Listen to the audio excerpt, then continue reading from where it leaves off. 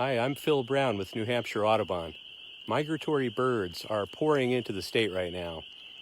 There are dozens, even hundreds of species that we share space with at this time of the year. There are probably some places right around you in your own backyard. It's a great time of year to get out and see birds wherever you are. I'm out tonight at a wet meadow at a conservation property near where I live. And I'm out in particular looking for two species of crepuscular shorebirds. These are birds that display at dawn and dusk, and both of them are migratory and have arrived on breeding grounds right around me just recently. I'm talking about the American woodcock and the Wilson snipe. You may be familiar with the woodcock. It's a small, chunky bird of open pastures and even large lawns. But the Wilson snipe is an odd creature that favors more of bog habitat in northern New Hampshire and large wet pastures such as this one. It's right around 8 o'clock p.m. now. The sun has just gone down, as you can see. And the sounds around us are mostly dominated by spring peepers. Tiny little frog the size of my thumbnail. A couple of mourning doves just shot by. Spring peepers have a loud, ringing, piercing call, and they're doing a breeding display of their own right now down in the wetlands below. So let's take a little walk and see what we can find.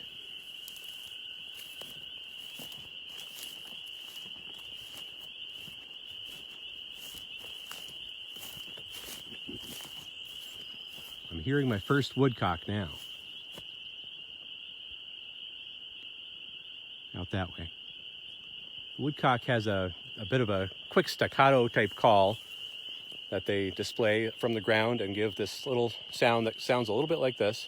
It's an odd sound, but this is the call that the males make to attract females. Shortly after the calls begin, the males will take flight as it gets dark enough so they can avoid predators and do this very interesting display that takes place hundreds of feet over our heads.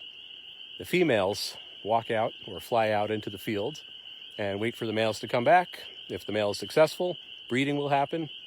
The territory will be established. The males will continue to do this throughout the spring season, right until about early June around here. Let's get a little closer, though, as it's a bit far away right now.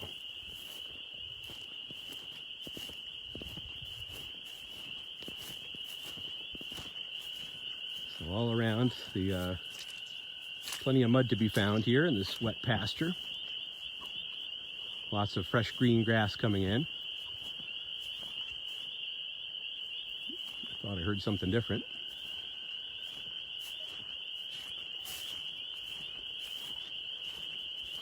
The woodcock will hide pretty well in this grass. And I'll show you what they look like here in a book in a moment.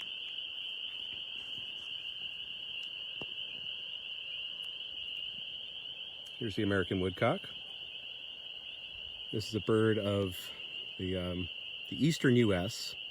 They're migratory, so they winter in the southeast mostly, from Texas through Florida. And they breed all the way up into the southern provinces of eastern Canada. But the core of their range is certainly right around us. And in the right habitat, there could be 6, 7, 8, more than that in a field about this size of about a 50-acre field. So still a little bit early. They're just getting going. I'm hopeful that we'll have a nice display pretty shortly.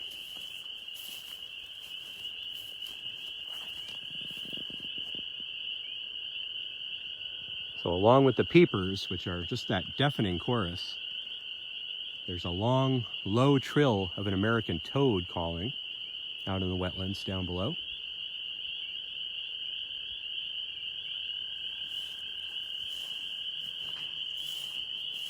And shortly, I expect the snipe will start calling too.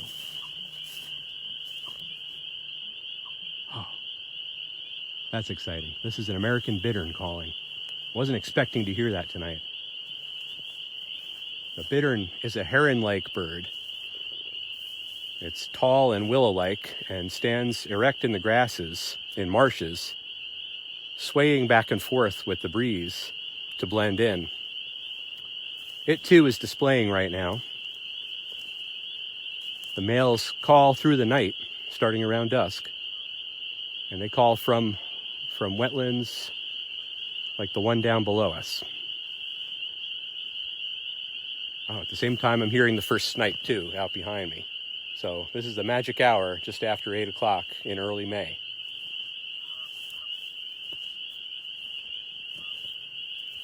So woodcock are probably a lot more familiar to you if you have a large lawn or field nearby. They require dry fields or even wet fields to be calling from. Their breeding itself takes place and occurs nesting in the shrubbery areas along the wetland edges or forest edges. But right now I'm approaching this wetland. Let's focus in on this bittern again. The bittern gives an interesting deep call that sounds like broken plumbing. Fairly mechanical sounding. I'm not going to try to imitate it here.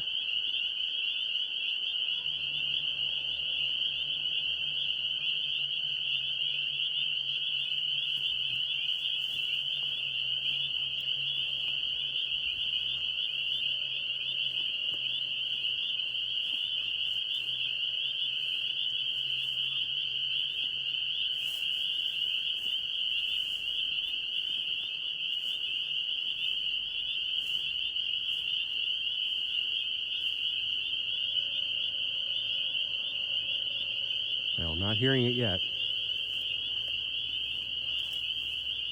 Let me move away from this peeper noise. Maybe we'll have a better chance of hearing it.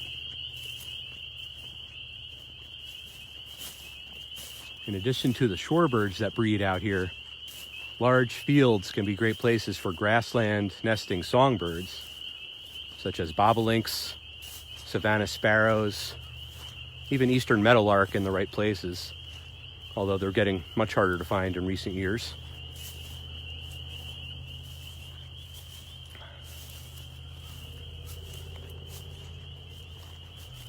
While we're listening, I'll show you a picture of the Wilson snipe.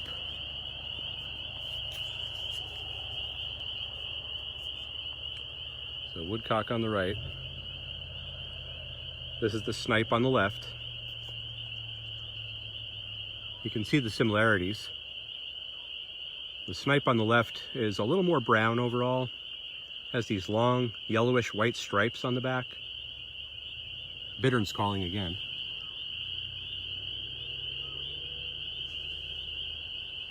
Also a swamp sparrow ringing, sounding like an old-fashioned telephone down in the marsh.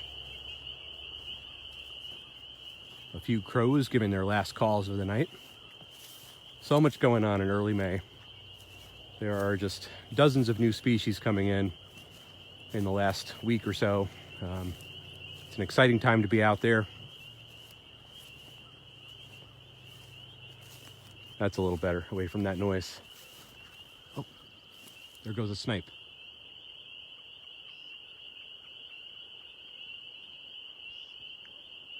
The snipe's call was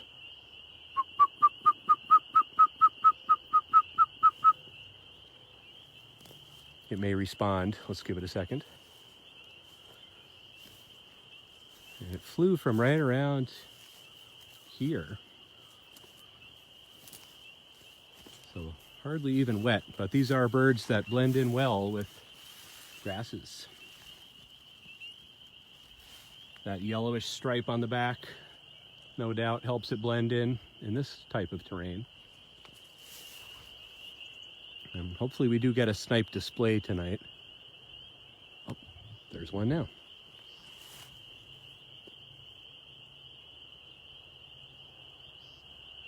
The woodcock is that painting call.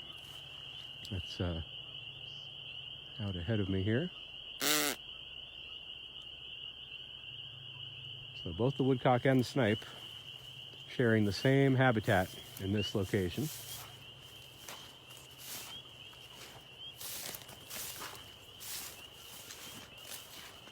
This is a little more puddly, better for snipe. These birds are seldom seen in the daytime because they blend in so well, and because they're just tucked away in habitat that's not easy to get to.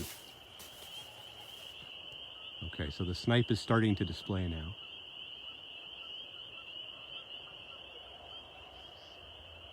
The display consists of the male, again, flying up into the air. The wind passing through its tail feathers creates this very eerie sound, almost like a ghost-like call.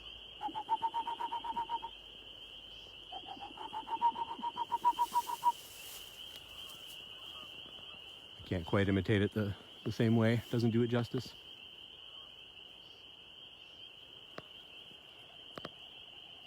If I'm patient and just wait for a minute here, it may come close.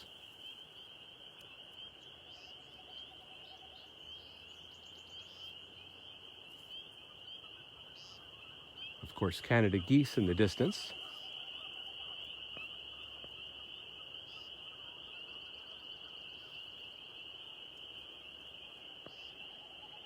Snipe's getting closer now. Close as it is, I can't see it, as it's up above me, probably close to 200 feet.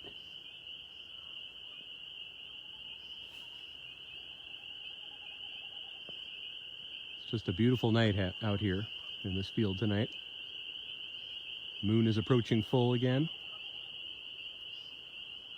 It's warm, relatively cloudless. Black flies and mosquitoes have not quite started biting me yet, so that's another pleasant thing. Lots of painting around me from the woodcocks. They haven't started doing their displays yet. So as the snipe's tail feathers create the sound, that's the breeding call, so to speak, the woodcock, the wind passes through the outer wing feathers, the primary feathers of the bird, to create a whistling sound as it flies. So it's not just vocal cords and that create breeding calls for in the bird world. Think of woodpeckers tapping on wood. That's the same type of thing.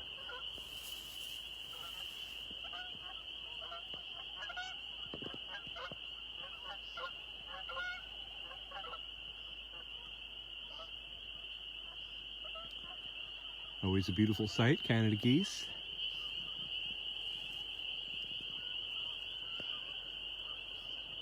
Surrounded by sounds. You too probably have a place like this near your house. I'd encourage you to get out there and explore. I'm particularly excited about New Hampshire Autobahns' local Birdathon Challenge, taking place on Saturday, May 9th. This is a chance for you to participate too. We need counters all over the state to participate in their own way, in their own backyards, maybe an Audubon sanctuary or a local wildlife preserve, favorite nature trail in your area. And then there are some other ways of participating too. I'd encourage you to check out www.nhaudubon.org for more details on how to participate in our Birdathon. So thanks very much for watching, and happy bird watching.